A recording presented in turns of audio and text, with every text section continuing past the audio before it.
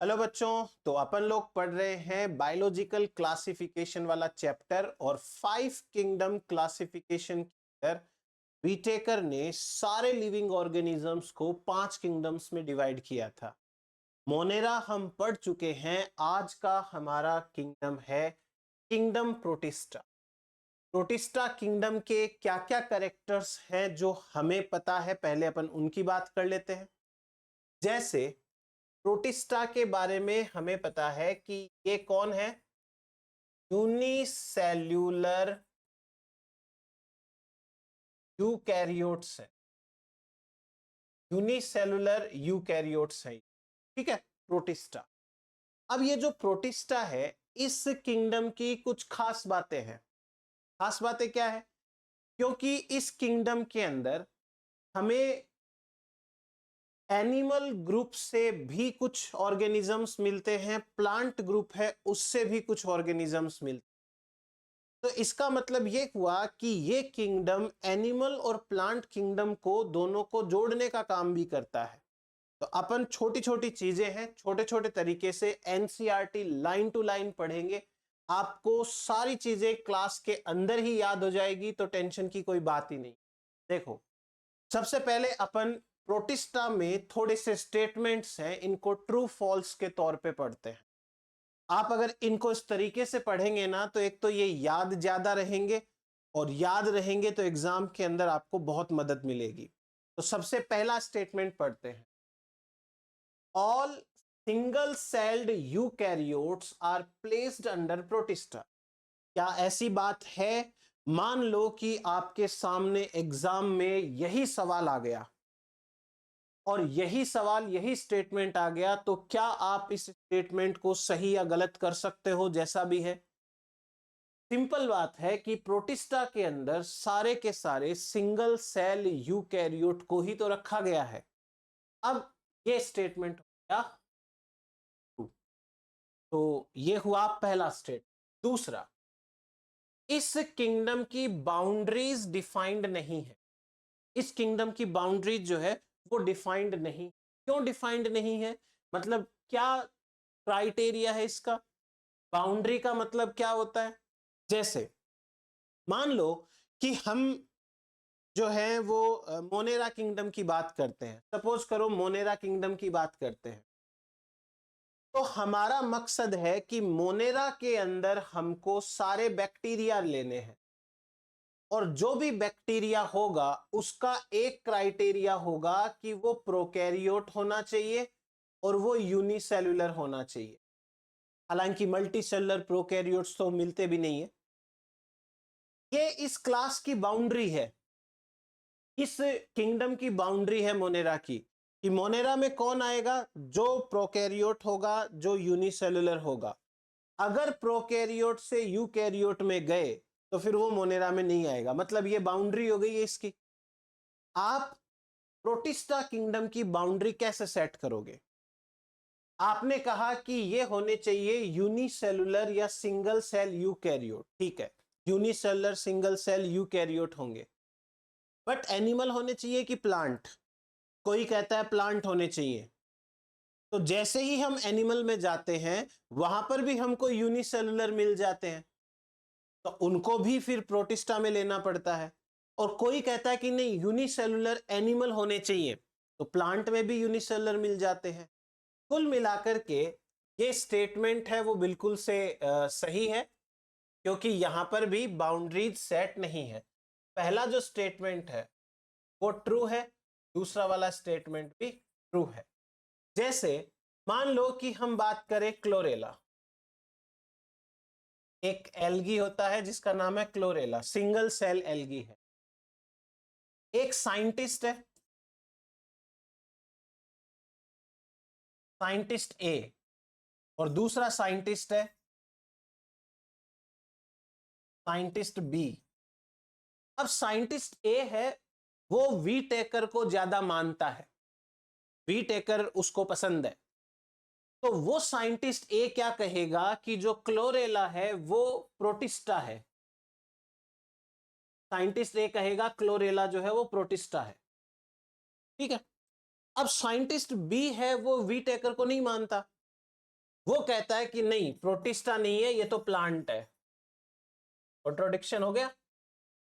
ऐसे ही कोई युग्लिना के लिए, कोई पैरामीशियम के लिए बोल सकता है। एक जना कहता है कि ये तो एनिमल है, दूसरा कहता है कि नहीं, एनिमल नहीं है, ये प्रोटिस्टा है।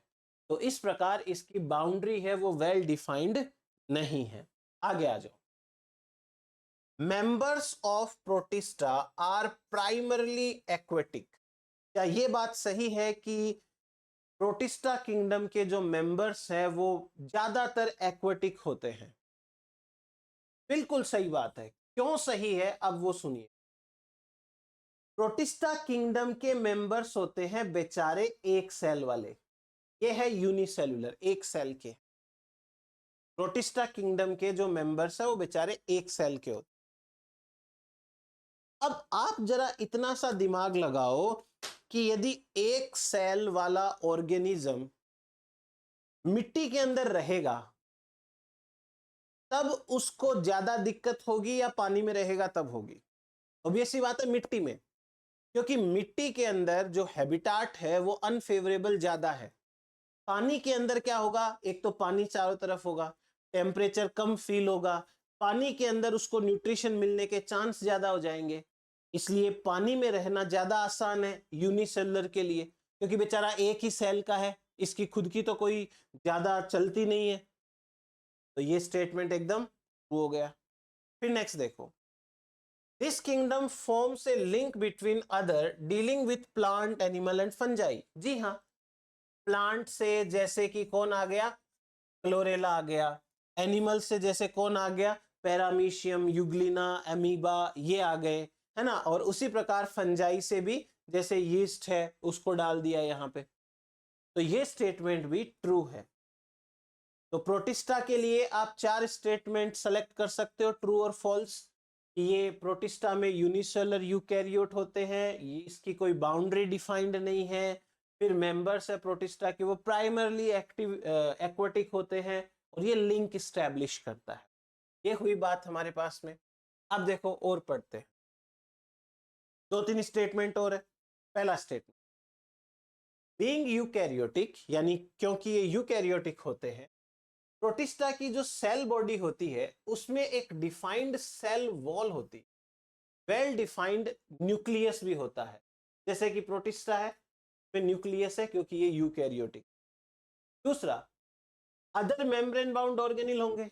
जी हाँ, यही तो यूकैरियोट के 2 कैरेक्टर होते हैं। इनमें वेल डिफाइंड न्यूक्लियस होता है जिसमें न्यूक्लियर मेम्ब्रेन होती है, और दूसरे मेम्ब्रेन बाउंड ऑर्गेनिल्स जैसे कि आपके ये माइटोकॉन्ड्रिया हो गया, जरूरत पड़ने पर क्लोरोप्लास्ट हो गया, पेरोक्सिसोम, लाइसोसोम, एंडोप्लाज्मिक रेटिकुलम, ये सब होती है। यूकैरियोट में तो होता ही है ये भी स्टेटमेंट।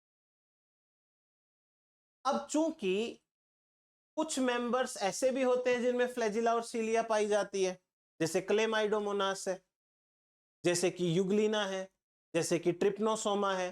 सीलिया के लिए जैसे पैरामीशियम है, आगे आएगा सारा का सारा, टेंशन नहीं लेनी है। तो जो यूनिसेलुलर है और हम पूरे ग्रुप की एक साथ बात करेंगे तो कुछ ना कुछ करेक्टर तो सबके अंदर मिल ही जाएगा। प्रोटिस्टा रिप्रोड्यूस करते हैं एसेक्सुअल। जी हाँ, एसेक्सुअल रिप्रोडक्शन इनके अंदर हो जाएगा, जैसे बाइनरी फिशन का, binary fission, simple mitosis division होता है, जैसे कोई बडिंग भी हो सकती है। तो इस प्रकार का एसेक्सुअल रिप्रोडक्शन होता है, और सेक्सुअल रिप्रोडक्शन भी होता है। क्यों? क्योंकि ये यूकैरियोट है, तो यूकैरियोट के अंदर सेक्सुअल रिप्रोडक्शन होगा, और यूकैरियोट के सेक्सुअल रिप्रोडक्शन में फ्यूजन और फर्टिलाइजेशन और जाइगोट वो सब होता है। तो ये स्टेटमेंट भी एकदम सही स्टेटमेंट आ गया। तो इस प्रकार प्रोटिस्टा के जो जनरल कैरेक्टर्स हैं वो ये है। अब अपन बात करते हैं क्राइसोफाइट्स। देखो ये एक इंटरेस्टिंग केस, क्राइसोफाइट्स। फाइट्स का मतलब होता है प्लांट्स, प्लांट्स। प्लांट्स का मतलब होता है कि ये फोटोसिंथेसिस करते हैं। ये क्या हो गए, ऑटोट्रॉफ्स। तो यहां से एक सिंपल सी चीज तो समझ में आ गई कि भाई क्राइसोफाइट्स वाले जो ऑर्गेनिजम्स हैं वो फोटोसिंथेसिस करने वाले हैं। Clear? C for chrysophyte, C for clean. ये क्लीन वाटर के अंदर भी रहते हैं, यानी कि ये फ्रेश वाटर में रहते हैं। फ्रेश वाटर का मतलब होता है रिवर, जैसे कोई पॉन्ड, जैसे कोई लेक, ठीक है। तो ये इस तरीके के हैबिटाट्स के अंदर रहते हैं। क्राइसोफाइट का एक एग्जाम्पल और आता है डाइएटम्स। ध्यान से देखना, diatoms. D for diatoms, D for dirty water, dirty water. अब डर्टी वाटर का मतलब वो नहीं पॉल्यूटेड वाटर। अगर कोई डर्टी वाटर होगा, जैसे एकदम गंदा सा पानी है, उसमें प्लांट्स नहीं रह सकते। यहां डर्टी वाटर का मतलब आपको निकालना है मेराइन वाटर। तो मेराइन वाटर के अंदर ये रहते हैं। तो आपको इस क्राइसोफाइट नाम से कुछ चीजें समझ में आ जाएंगी। अब जो प्लांट होगा ऑटोट्रॉफ होगा, उसके पास में पिगमेंट होगा, तो इसके पास में क्लोरोफिल ए पिगमेंट होता है। क्लोरोफिल ए पिगमेंट किसके जैसा होता है? हायर प्लांट के जैसा होता है, हायर प्लांट के जैसा होता है। तो ये हुआ हमारे पास में क्राइसोफाइटा के बारे में सिंपल सिंपल बातें। देखो समझ में आया इसी नाम में कितनी सारी चीजें छुपी हुई है। आगे देखो, अपन फिल इन द ब्लैंक्स है वो तरीके से देखते हैं। दिस ग्रुप यानी chrysophytes include diatoms and golden algae. याद रखना कि इस ग्रुप के अंदर वही होंगे जो फोटोसिंथेसिस कर पाएंगे। डाइएटम्स भी फोटोसिंथेसिस करते हैं और गोल्डन एल्गी, एल्गी भी फोटोसिंथेसिस करते हैं। गोल्डन एल्गी को डेस्माइड्स कहते हैं। तो डबल डी हो गया, एक डी से डाइएटम, एक डी से डेस्माइड्स, और ये गोल्डन एल्गी कहलाते हैं। दूसरा स्टेटमेंट ये भी ट्रू हो गया, ट्रू। दूसरा, they are found in fresh water as well as in marine water. अभी बताया मैंने आपको, C for chrysophyta, C for clean water. तो ये क्लीन वाटर के अंदर पाए जाते हैं। दूसरा, ये पाए जाते हैं अपने मेराइन वाटर के अंदर भी। तीसरा देखो, दे आर माइक्रोस्कोपिक। ऑब्वियस सी बात है, प्रोटिस्टा ही तो है ये, और जो प्रोटिस्टा होंगे वो तो यूनिसेलुलर होंगे, और जो यूनिसेलुलर होगा वो तो माइक्रोस्कोपिक होगा। तो ये माइक्रोस्कोपिक नेचर के होते। अब चूंकि ये पानी में रहते हैं, चाहे फ्रेश वाटर में रहो या मैराइन वाटर में रहो, आप सोचो कि ये पानी है, मान लो एक बार के लिए कि ये पानी है। अब ये है बेचारे एक सेल के, एक छोटी सी सेल ऐसे। क्या इस सेल की इतनी हिम्मत है कि ये अपनी मर्जी से जिधर चाहे उधर मूव करे? इस सेल में ना तो इतनी ताकत है, ना इसमें इतनी समझ है कि ये अपने हिसाब से पानी के अंदर मूव करे, यानी कि ये स्विमिंग नहीं कर सकती। तो ये क्या होगा? ये एक सेल वाली जो ऑर्गेनिज्म है, ये पानी के अंदर पड़ी रहेगी, जिधर पानी का बहाव होगा उधर ये जाएगी। इस प्रक्रिया को बोलते हैं पैसिव फ्लोट, पैसिवली फ्लोट। ये पैसिव तरीके से इधर उधर घूमती रहती है, क्योंकि और कोई ऑप्शन नहीं है। तो ये स्टेटमेंट सही है। माइक्रोस्कोपिक होती है, ये बात सही है। इन वाटर करंट, जो प्लांट होता है और जो एकदम से फ्री तरीके से घूमता है, उसे बोलते हैं फाइटोप्लैंक्टन। इसे बोलेंगे फाइटोप्लैंक्टन। प्लैंक्टन दो तरीके के होते हैं, एक होते हैं फाइटोप्लैंक्टन और एक होता है जू प्लैंक्टन। जू का मतलब एनिमल, प्लैंक और फाइटो का मतलब प्लांट। प्लैंक्टन कौन है? प्लैंक्टन का मतलब होता है कि जो फ्री फ्लोट करता है, free floating organism, free floating organism. ये हो गया ट्रू हमारा। इतनी सी सिंपल सी तो बात है, ठीक है। तो ये स्टेटमेंट सारे ट्रू हो गए। अब नेक्स्ट देखो, ये वाला स्टेटमेंट याद रखना, असर्शन रीजन है उसकी बात करते हैं। पहली बात, diatoms are the chief producers in the ocean. Producer का मतलब होता है who make food for others and itself. जो अपने लिए भी भोजन बनाता है और जो दूसरों के लिए भी भोजन बनाता है उसे प्रोड्यूसर बोलते हैं। और प्लांट से वो प्रोड्यूसर होते हैं।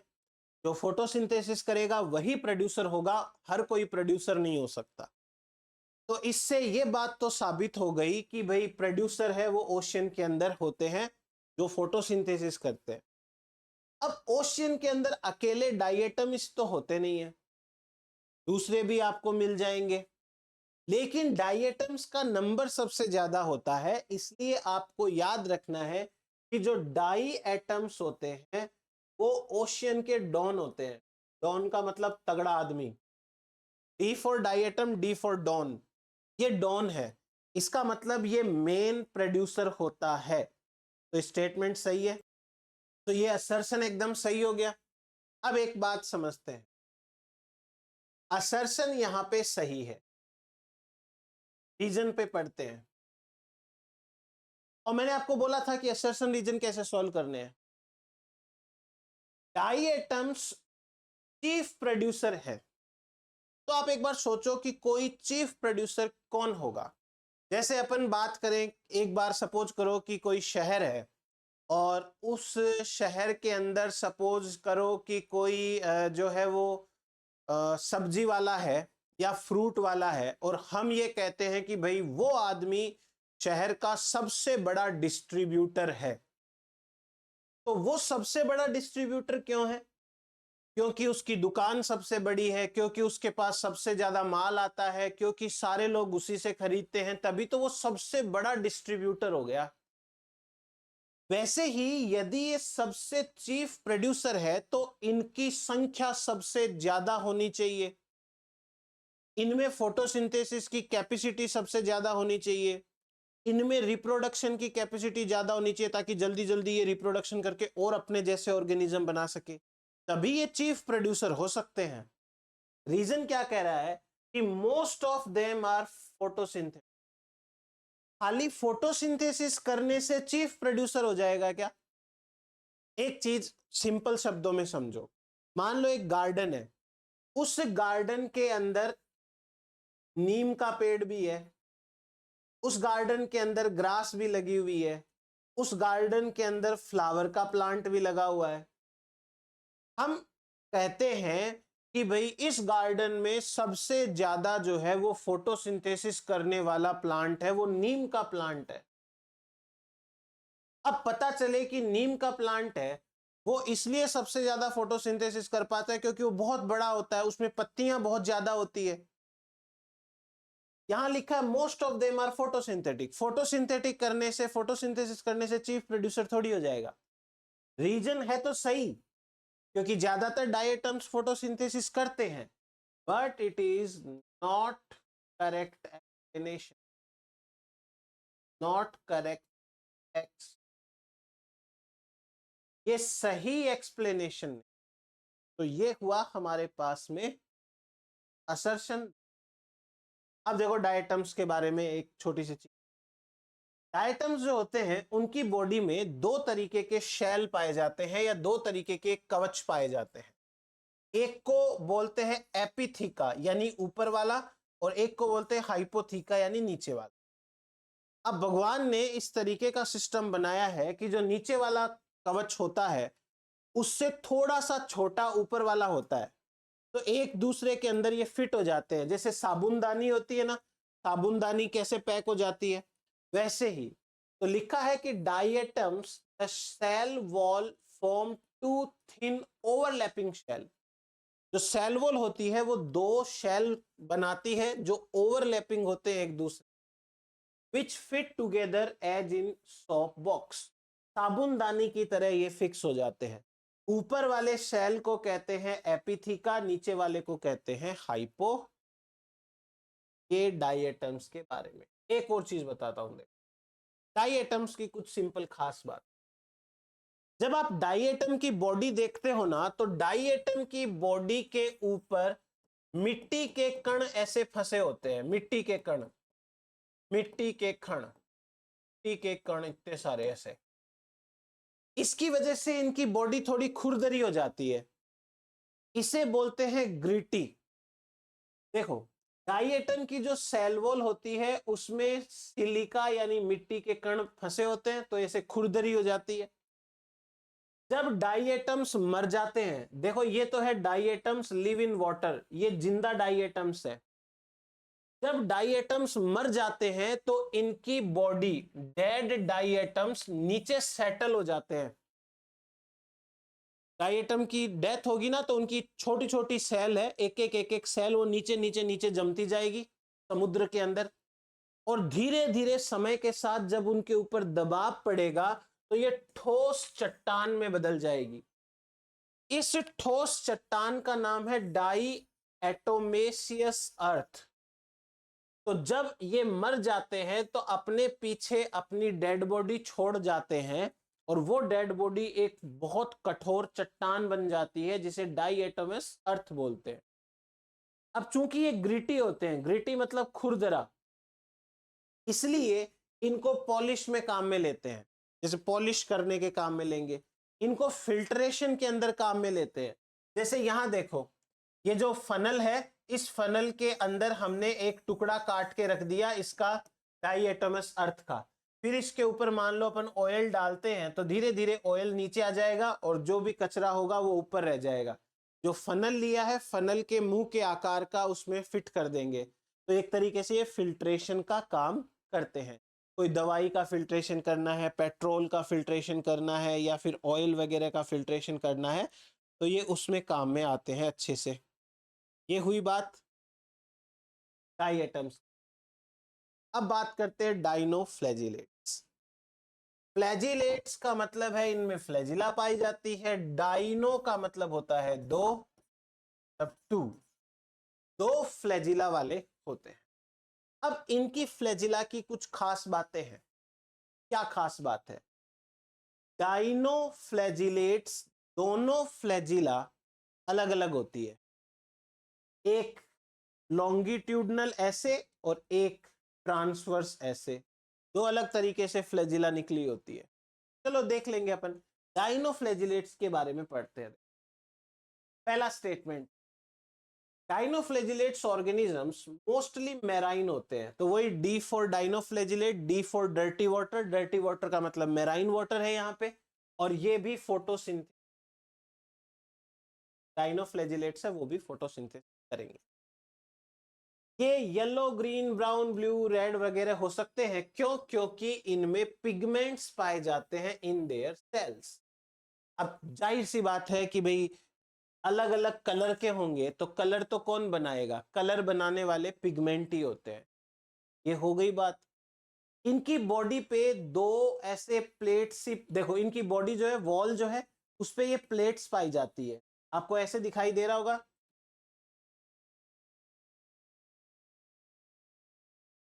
इस तरीके से। ये सिलिका की प्लेट्स होती है, सॉरी, इसकी सेल्यूलोज की प्लेट्स होती है। द सेल हैज स्टिफ यानी कठोर cellulose plate on the outer surface. थोड़ा इस तरीके का डायग्राम समझो कि देखो, ये जो एक खांचा है वो एक प्लेट है, ये दूसरा खांचा दूसरी प्लेट है। इनके दो फ्लैजिला होते हैं, एक तो होता है ट्रांसवर्स फ्लैजिलम और एक होता है लॉन्गिट्यूडनल फ्लैजिलम। एक फ्लैजिला ऐसे होता है, एक फ्लैजिला ऐसे होता है। ये खास बात होती है बारे में, ठीक है। तो most of them have two flagella, दो फ्लैजिला है, तभी तो इनको हम बोलते हैं डाइनोफ्लैजिलेट। और दोनों की दोनों फ्लैजिला है, उसमें से एक ट्रांसवर्स होती है और एक जो है वो लॉन्गिट्यूडनल होती है। अब एक और चीज बताता हूं मैं, देखो ये समुद्र है, इसके अंदर बहुत सारे डाइनोफ्लैजिलेट्स हैं। डाइनोफ्लैजिलेट्स जब रिप्रोडक्शन करते हैं तो रिप्रोडक्शन के अंदर इनके जो स्पोर्स बनते हैं उनका कलर रेड होता है, तो समुद्र का पानी एकदम लाल हो जाता है। और जब समुद्र की लहरें आती हैं तो ऐसे लगता है खून की नदियां बह रही हैं, इसे बोलते हैं रेड टाइड। अब रेड टाइड कौन करता है?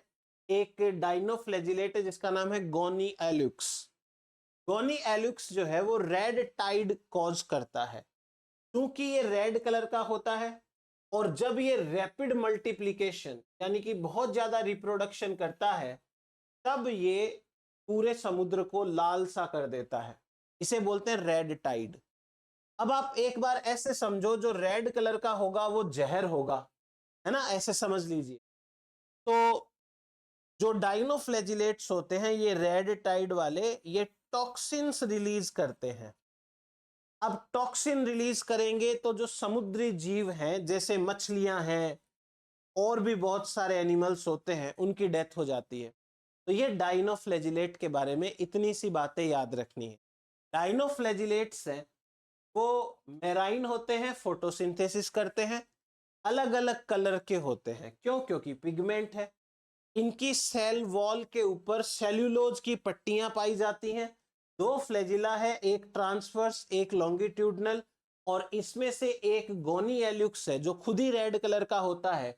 जब वो रिप्रोडक्शन करता है तो उनकी संख्या बहुत ज्यादा बढ़ जाती है, पूरा समुद्र लाल हो जाता है और फिर जब लहरें चलती है इसे रेड टाइड बोलते हैं।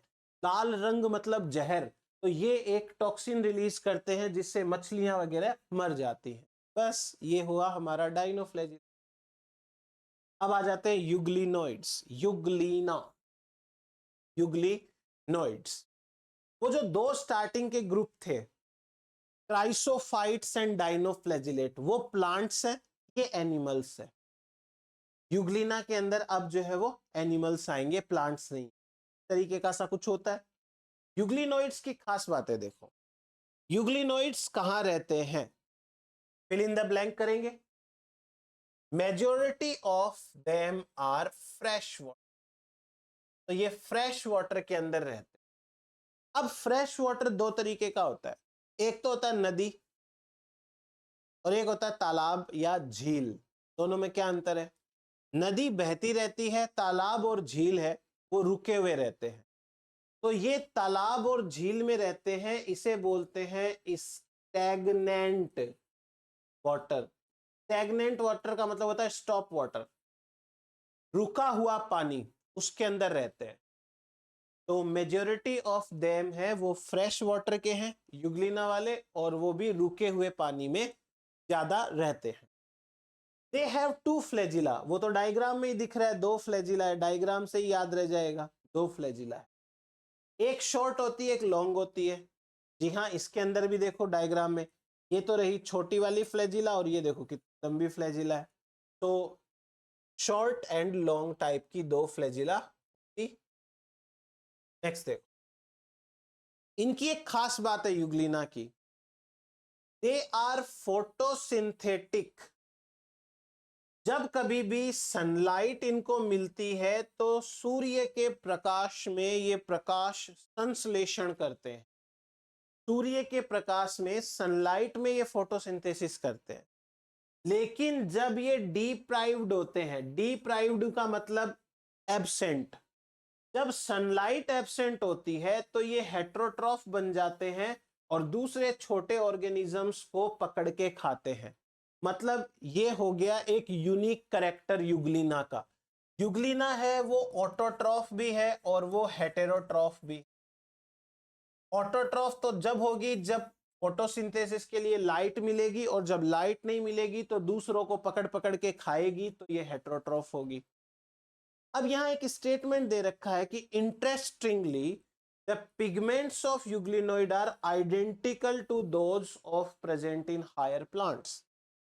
यानी कि जो पिगमेंट्स हैं क्लोरोफिल वाले, क्लोरोफिल ए पाया जाता है इसके पास में भी, वो क्लोरोफिल ए हायर प्लांट के जैसा होता है। भाई जो फोटोसिंथेसिस करेगा उसके पास क्लोरोफिल होगा। देखो क्लोरोफिल दो तरीके का होता है। क्लोरोफिल जो है वो दो तरीके का होता है, यहां बताता हूं देखो। क्लोरोफिल ए जो है वो दो तरीके का होता है। एक तो होता है बैक्टीरियल, जो बैक्टीरिया के अंदर पाया जाता है वो बैक्टीरियल क्लोरोफिल ए होता है। इसको छोड़ के दूसरा होता है यूकैरियोटिक, और जो यूकैरियोटिक होता है वो सब में सेम होता है। अब चाहे वो प्लांट्स हो, हायर प्लांट्स हो, चाहे वो एल्गी हो, चाहे वो युग्लिना हो। आई मेरी बात समझ में? तो आपको ये याद करने की जरूरत नहीं है कि इनका जो पिगमेंट है वो हायर प्लांट के जैसा होगा। अगर ये बैक्टीरिया होता तो इसका पिगमेंट है वो बैक्टीरियल होता, और अगर बैक्टीरिया ये नहीं है ना तो इसका हायर प्लांट के जैसा ही है। ज्यादा विशेष इसमें जाने की जरूरत नहीं। वापस से एक असर्शन रीजन आ गया, देख लेते हैं क्या कहना चाहता है ये असर्शन रीजन। असर्शन क्या कह रहा है देखते हैं इसके ऊपर पहले। असर्शन कह रहा है कि the body of यूग्लिनोइड is flexible. True, ये ट्रू है, फ्लेक्सिबल होती है इनकी बॉडी। अब ये सोचना है कि भाई इनकी बॉडी है वो फ्लेक्सिबल क्यों होती है, या कोई भी चीज फ्लेक्सिबल क्यों होती है। यदि उस बॉडी की वॉल फ्लेक्सिबल हो या उसके बाहर कोई सेल वॉल ना हो तो ही वो फ्लेक्सिबल हो सकती है। तो क्या रीजन में कुछ ऐसा लिखा है, instead of a cell wall, यानी कि इनके अंदर सेल वॉल एब्सेंट होती है। सेल वॉल एब्सेंट होती है तो एक चीज ये हो गई कि भाई सेल वॉल के एब्सेंट होने से फ्लेक्सिबिलिटी बढ़ेगी। सेल वॉल की जगह इनके पास में प्रोटीन रिच लेयर होती है और उस प्रोटीन रिच लेयर का नाम पेलिकल है। ये बात सही हो गया, तो असर्शन भी सही है, रीजन भी सही है, और ये बन जाता है इनका करेक्ट एक्सप्लेनेशन।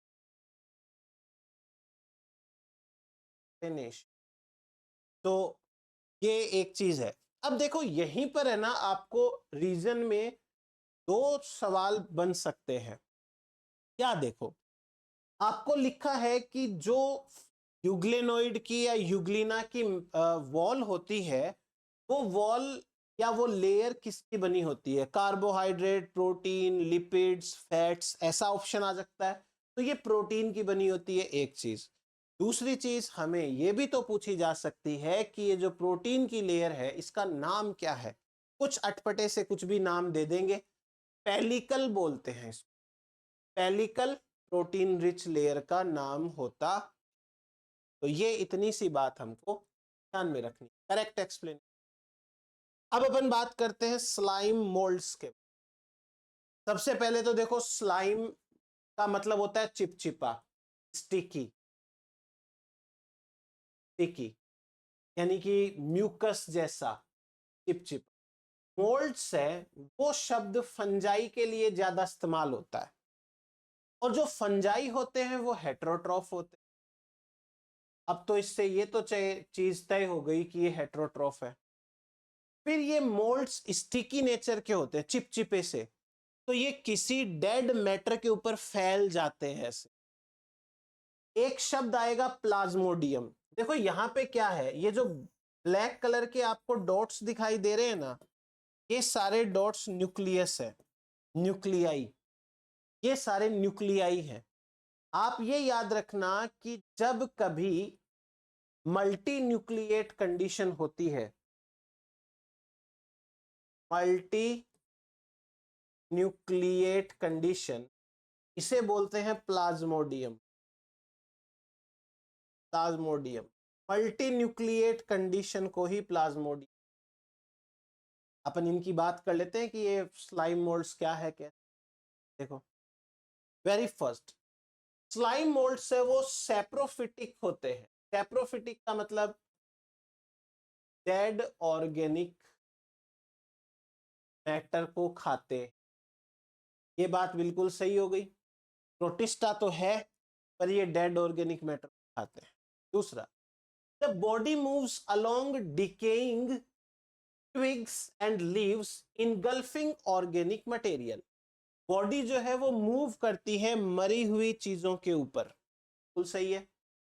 देन नेक्स्ट देखो, under suitable condition they form an aggregation. जब सुटेबल कंडीशन होती है तो ये दूरी तक ऐसे फैल जाते हैं, ये हो गया aggregation.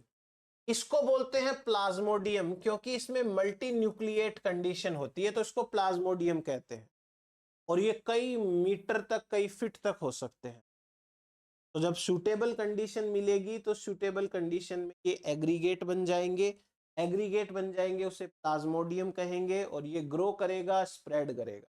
Then next, during unfavourable condition, जब फेवरेबल कंडीशन रहती है तब तो ग्रोथ ज्यादा करती है, अनफेवरेबल कंडीशन के अंदर जो है उससे बचने का तरीका निकालते हैं। क्या तरीका है?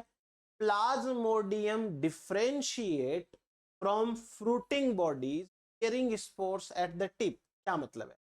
जैसे देखो ये हो गया प्लाज्मोडियम, अब इसकी बॉडी से जगह जगह पर ऐसे गोल गोल से और ऐसे लंबे लंबे से स्ट्रक्चर्स निकलते हैं, इनको बोलते हैं स्पोरेंजिया। इस स्पोरेंजिया के अंदर स्पोर्स होते हैं, ये है स्पोर्स। स्पोरेंजिया के अंदर स्पोर्स होते हैं। जो स्पोर्स होते हैं इनके पास में ट्रू वॉल होती है, स्लाइम मोल्ड्स के पास में ट्रू वॉल नहीं होती है। स्लाइम मोल्ड्स चिपचिपे हैं, अगर इनके पास में ट्रू सेल वॉल होगी तब वो चिपचिपे नहीं रहेंगे, तो उनके पास में तो नहीं होती, बट स्पोर के पास में ट्रू वॉल होती है। ये स्पोर्स हैं वो बाई एयर डिस्पर्स हो जाते हैं, तो हवा के माध्यम से दूर दूर दूर दूर तक फैल जाएंगे, और ये इनका सिंपल कैरेक्टराइजेशन हो गया। तो the spores possess true wall, ये स्टेटमेंट बहुत इंपॉर्टेंट है। दूसरा, दे आर एक्सट्रीमली रेजिस्टेंट, ये स्पोर्स है, इनकी जो भित्ति होती है जिसकी वजह से ये बहुत ज्यादा रेजिस्टेंट हो जाते हैं, पानी से हवा से किसी से खराब नहीं होते, और हवा द्वारा ये डिस्पर्स हो जाते हैं कई दूर तक। ये स्लाइम मोल्ड्स के बारे में छोटी मोटी बातें हैं। अब बात करते हैं प्रोटोजोआ की। प्रोटो का मतलब होता है प्रिमिटिव, पुराने, प्रिमिटिव। जोआ का मतलब होता है एनिमल्स, इसका मतलब ये पुराने टाइप के एनिमल। तो आज के एनिमल्स के ये रिलेटिव हो गए, सगे संबंधी रिश्तेदार हो गए, यही बात हुई। तो प्रोटिस्टा के बारे में ये हो गया, प्रोटोजोआ के बारे में दो बातें पता चल गई। अब देखो ये जो एक डायग्राम, चलो ठीक है ये डायग्राम बाद में बता दूंगा, एक एक करके बात पढ़। दो स्टेटमेंट है प्रोटोजोआ के बारे में। All protozoans are heterotroph and live as predator और पैरासाइट। प्रोटोजोआ, जोआ मतलब एनिमल, और एनिमल है वो हेट्रोट्रॉफ, एनिमल तो फोटोसिंथेसिस करेगा नहीं, ठीक। फिर उसके बाद में नेक्स्ट बात कर,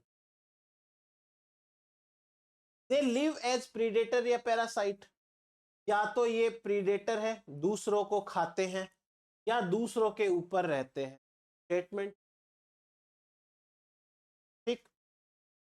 दूसरा statement, they are believe to be primitive relatives of animals. Proto का मतलब प्रिमिटिव, एनिमल्स का मतलब जोआ या जोन्स, रिलेटिव, बस। तो ये स्टेटमेंट, दोनों स्टेटमेंट सही हो गए, सिंपल है ये चीज।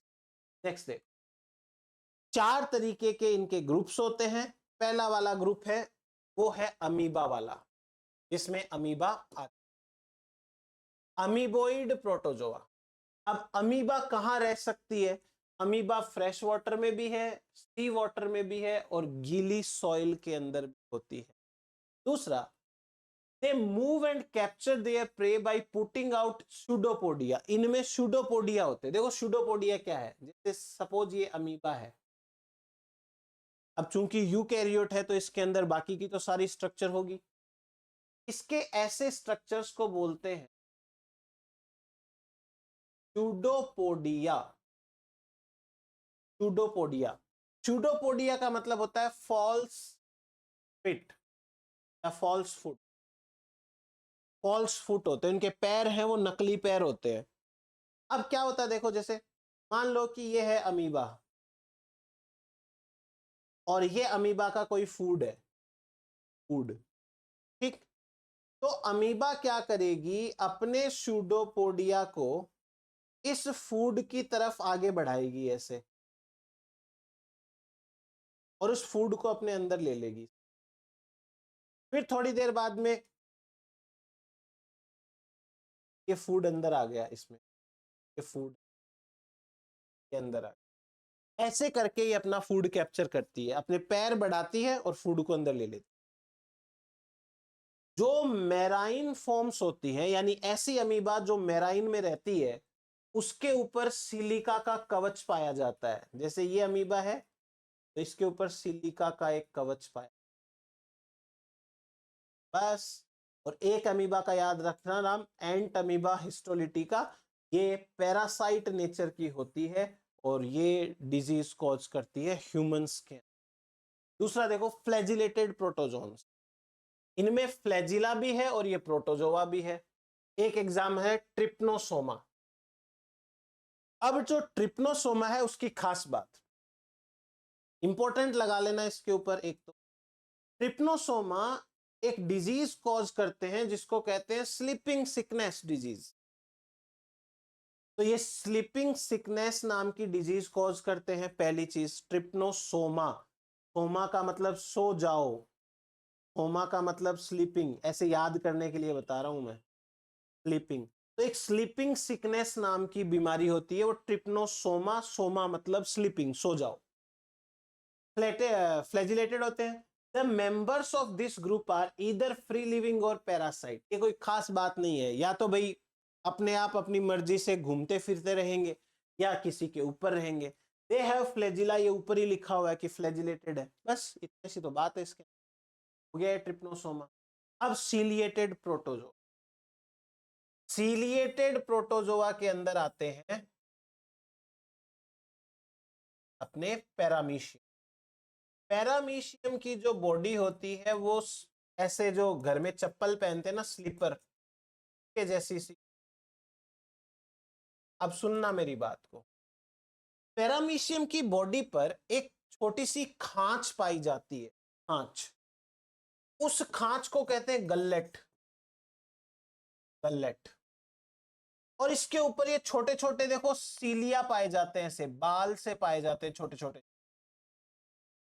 जब ये हिलते हैं तो इसमें वाटर की एंट्री होती है, वाटर की एंट्री, और वाटर के साथ में वाटर एंड फूड की एंट्री, और फिर ये फूड अंदर आ जाता है। तो बस ये पैरामीशियम का तरीका हो गया खाने का। तो सीलिएटेड प्रोटोजोआ में सीलिया पाई जाती है। ये एक्वेटिक होते हैं सारे के सारे, जो मतलब मोस्ट ऑफ द जो प्रोटिस्टा है वो एक्वेटिक ही। ये एक्टिवली मूविंग करते हैं because of the presence of thousands of सीलिया। अब इनकी बॉडी पे इतनी सारी सीलिया होती है, फ्लैजिला बड़ी होती है, सीलिया छोटी होती है। इनकी बॉडी पे इतनी सारी सीलिया होती है, तो जिसकी वजह से ये एक्टिव मूवमेंट करते रहते हैं। ठीक बात है। इनके पास एक कैविटी होती है, उस कैविटी को गल्लेट कहते हैं। गल्लेट है वो ओपन होती है बाहर की तरफ। हाँ तो ठीक है, बाहर की तरफ ओपन हो गई। और जब कोऑर्डिनेटेड मूवमेंट होती है, कोऑर्डिनेटेड मूवमेंट का मतलब हो गया कि भी एक दूसरे के साथ जल्दी जल्दी मूवमेंट करेंगे, तो वाटर इसके अंदर जाता है और वाटर जाता है, तो वो गल्लेट कहलाता है। Example paramecium. तो ये अपने प्रोटोजोआ के बारे में। अब स्पोरोजोआ के बारे में। स्पोरोजोआ वो होते हैं जो स्पोर प्रोड्यूस करते, स्पोर प्रोड्यूसिंग, जो स्पोर प्रोड्यूस करता है वो स्पोरोजोआ होता है।